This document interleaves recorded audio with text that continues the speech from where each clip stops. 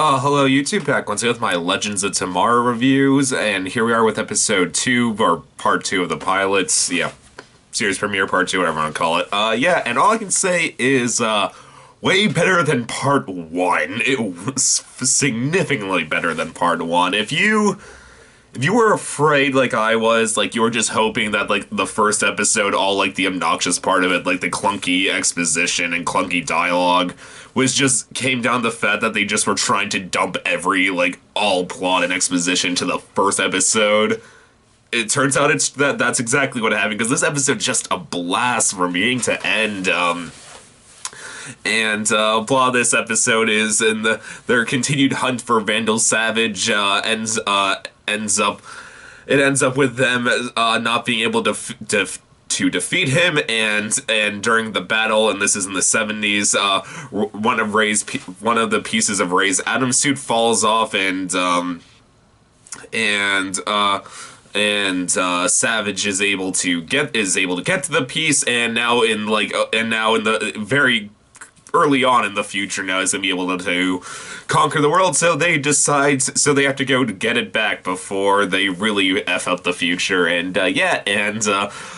So what worked far better than this in this episode? Well, there's two things. One, well, there's a lot more action in this episode. The two big action scenes in this episode, the big fight scene in the beginning at the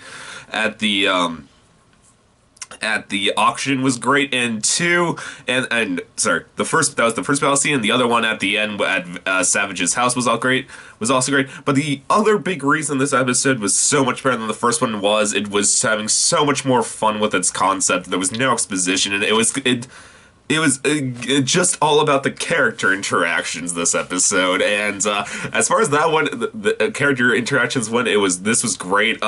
This episode definitely put Snart above Captain Cold, above all else in the spotlight. At first, when they have to just go to a terrorist weapon deal auction, I just liked Snart saying, like, fine, stop. When just Snart was just like, okay, I'm doing it. And then when he just steals the pass of some Middle Eastern looking man, and then just like the guard at the door calls him out on him, like, you don't look like some Middle Eastern name, and he's like, I'm Arab on my mother's side. I thought that was really funny. Also during the auction, though, there's a really great cameo from Damien Dark. That was really awesome to see him there. There was all that, so that was really funny. That, and then when when they realize that later down the line in the episode that Vandal Savage has a dagger that they can use to kill him. They can use to kill him. They when Ray ends up teaming up with Snart and Heatwave. That was really funny, especially just considering it's just Ray's probably the most morally correct out of any of the characters at the moment, and he was just teamed up with Snart. But I did like the kind of exposition, not exposition, just the kind of the character development with just how different these people are and why they're part of the team. Ray is sad because he wanted to do great things, and he learns he would amount to nothing really, and Snart basically kind of realizing he wants a bit more into his life than just being a thief. But anyway, so that was really good interaction. But the real great comedy from this episode came from when Professor Stein, Sarah, and I forget what's the name of the other half of Firestorm now. Jay, is that his name? I don't know. Whatever his name is. When to track down, they know that the only person that has the device that can track down the piece of Ray's suit is actually the young version of Stein, and they meet the 1975 version of Stein. That was just great. That just had such great comedy to it. so many great lines came from it. Stein, just the young Stein, just say like all these like really like this like stereotypical Sunny things. The only thing that was missing was nobody said groovy. I was really waiting for someone to say that at one point, but there was a lot of funny scenes, just like how he was consistent, how the younger version of him kept hitting on Sarah, and then when older Stein got her current day Stein, started getting really angry at her, and she's like, "Oh, what's wrong? Like, stop hitting on me." Just like, "Oh, you were hitting on me," and then he's just like, "This is the night I'm supposed to meet my future wife, and I don't want to be I don't want the younger me to be tempted by a sexy assassin from the future." It's like, "Ah, you think I'm sexy? Do not finish my sentence." That was just hilarious. I was just in tears.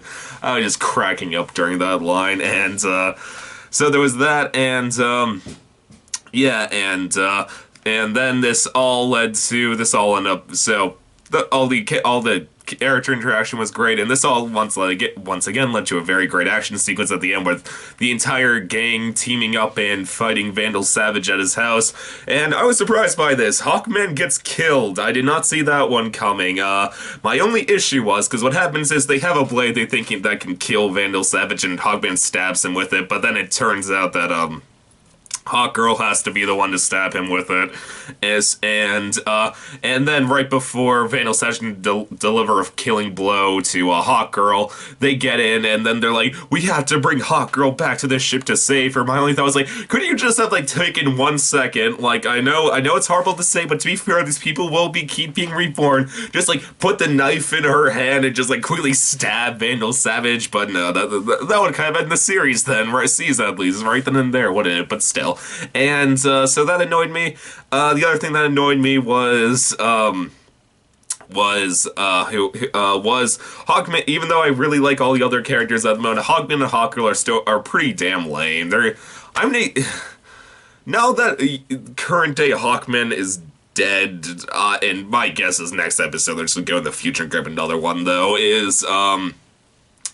my guess is these two will start interacting with the rest of the group more, because the two of them interacting with each other isn't that great. It's actually probably the dullest part of the show at the moment, but because all the other character interactions, like I said, are just fantastic, and so there's that. And the other main issue at the moment with the show is the character Vandal Savage kind of sucks at the moment. I gave him the benefit of the doubt that he just wasn't given much screen time during the part 1 of the premiere. He was given a lot of screen time this episode. He was really forgettable. He doesn't even have a cool design like Zoom does, so like, even if he was just a one-dimensional villain, like, he doesn't have that cool design that Zoom has going for him. And god, like, Damien Darhk was more memorable, like, with his like 5-minute cameo than Vandal Savage's. But anyway, though, great part 2 of the premiere. I think this premiere would have been better if just the CW decided to delay the premiere to 100 by a week and just play the part 1s and part 2 back to back. But